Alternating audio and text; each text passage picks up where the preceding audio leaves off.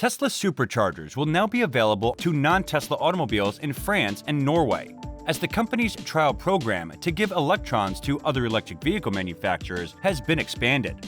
Hey everyone, and welcome to Tesla News, where we bring you the newest and best updates about Tesla and Elon Musk. For daily videos, please consider subscribing to our channel. Non-Tesla vehicles can now charge at the same superchargers in France and Norway, according to Tesla's Tesla Charging Twitter page. The company claimed that particular locations are available in the Tesla smartphone app. Tesla's pilot supercharger program was announced in July of 2021, when CEO Elon Musk confirmed that the automaker would open its charging stalls to other electric vehicle manufacturers. The program officially launched in November of 2021 in the Netherlands, but is now expanding to other regions. So far, the pilot program is available to electric vehicle drivers in the Netherlands, Germany, Belgium, France, and Norway. According to data from UEVs.com, France sold 161,927 electric vehicles last year. In 2021, Renault was the most popular brand, accounting for 20% of the total EV sales in the country. Tesla came in second with 16.3%, but it also had the most popular vehicle, the Model 3, which outsold the Renault Zoe by roughly 1,400 units. Norway is usually regarded as the world's most environmentally friendly country. Norway officially had more electric vehicle sales than gas-powered vehicle sales last year, and some data suggests that the last gas car could be sold in Norway this year. This market is likely the most ideal and heavily favored country for the Tesla Supercharger pilot program due to its high concentration of electric vehicles. Tesla was the most popular brand in 2021, with 17.1% of the total market share, mainly to the Tesla Model 3, which was the most popular car in the country by slightly over 3,500 units. With 8,266 sales, Tesla's Model Y was the third most popular vehicle in Norway, trailing the second-place Volkswagen ID.4 by just over 400 units. According to Tesla, more facilities will open, but their status will be determined by vehicle availability. We are starting with a small number of locations to gather feedback and assess the experience. Tesla's supercharger networks has over 30,000 total locations throughout the world, according to the company's website. Future sites will only be open to non-Tesla vehicles if there is available capacity. In comparison to what we see from other new automobiles, the Model Y's outer body panels, doors, bonnet, and liftgate come together within spec. However, it doesn't appear that this was always the case with our Model Y. We discovered a flaw where the edge of the driver's door had swung into the body at some stage, nicking the paint on both the door and the car down to the metal. Since the first day with our Model Y, condensation in both tailgate housings has come and gone. According to Tesla's service messaging on the mobile app, it's normal, it says. Occasional condensation within the exterior light lenses may be present in any vehicle due to changes in atmospheric conditions and can be intermittent. Condensation is normal and clears over time. The clearing process is accelerated when the lights are in dry, high-temperature environments and when the vehicle is moving. Environmental conditions like as high humidity or temperature variations, according to the message, might enhance the possibility of normal condensation, which can last longer because the Model Y's LEDs release less heat. It's worth noting that LED technology for outdoor lighting is widely used. The Model Y's lights have transparent outer lenses, which may result in condensation being more noticeable than the red lenses used in other cars, according to Tesla's letter. Other automakers have a standard degree of condensation, which is usually disclosed in technical service bulletins that notify service professionals to possible common problems or complaints that aren't safety recalls. Audi, BMW, General Motors, Hyundai, Nissan, and Volkswagen all have bulletins explaining what is and isn't normal condensation. Though lens condensation is common, the repeated occurrences on our Model Y make for an ugly appearance. Knowing that other automobiles have experienced it doesn't make it less broken.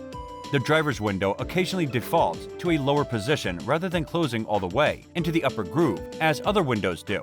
During a service visit, we highlighted the seemingly random positioning, and Tesla said it was standard operation. Representatives told us how to recalibrate the window, but that didn't seem to solve the problem. We went through the owner's manual at first, assuming something was broken, but it turned out to be a feature for cold weather driving rather than a flaw. According to the owner's manual, the Model Y automatically makes a slight adjustment to the position of the windows to make it easier to open the doors in cold temperature. Like a typical coupe, the Model Y has frameless windows that close into the body of the vehicle. A framed door, on the other hand, surrounds the window. and when you open or close the door, the entire assembly moves together.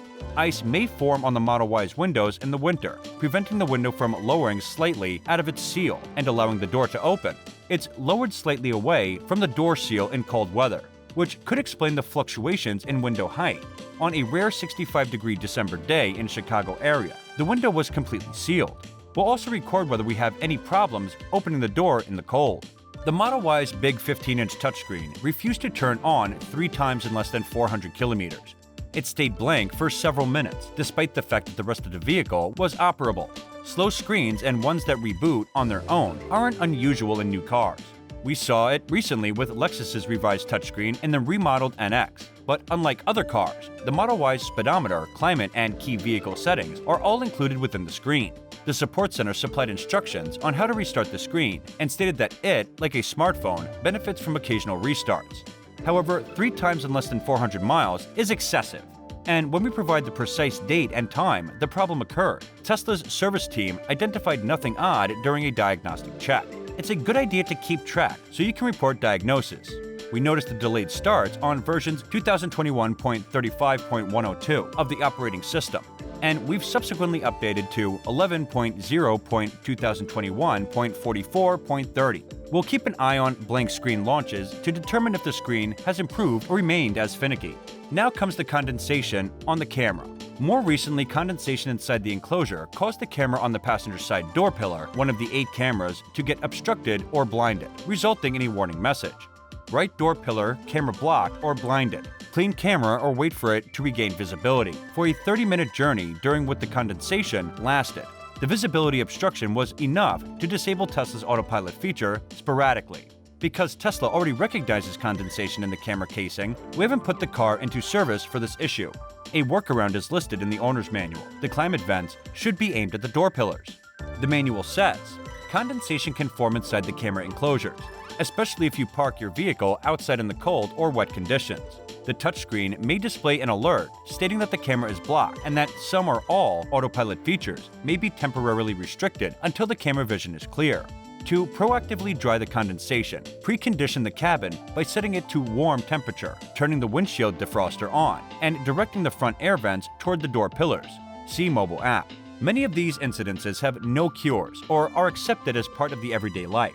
The next time the camera condensation occurs, we'll try the air vent strategy, although some of the concerns we've discussed above have discouraged us. Furthermore, some of them will almost certainly endure while we drive through cold and humid climates. We are, after all, based in the Midwest. The big question is whether putting up with these peculiarities, or just plain faults, depending on how you look at it, is worth it, given the Model Y's other strengths. We're only 2 months in, and we still have a long way to go with our long-term Model Y to answer that question.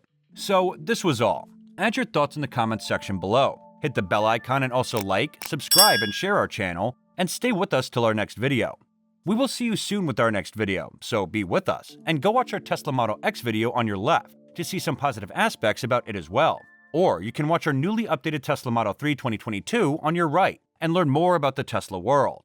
Thank you so much for watching.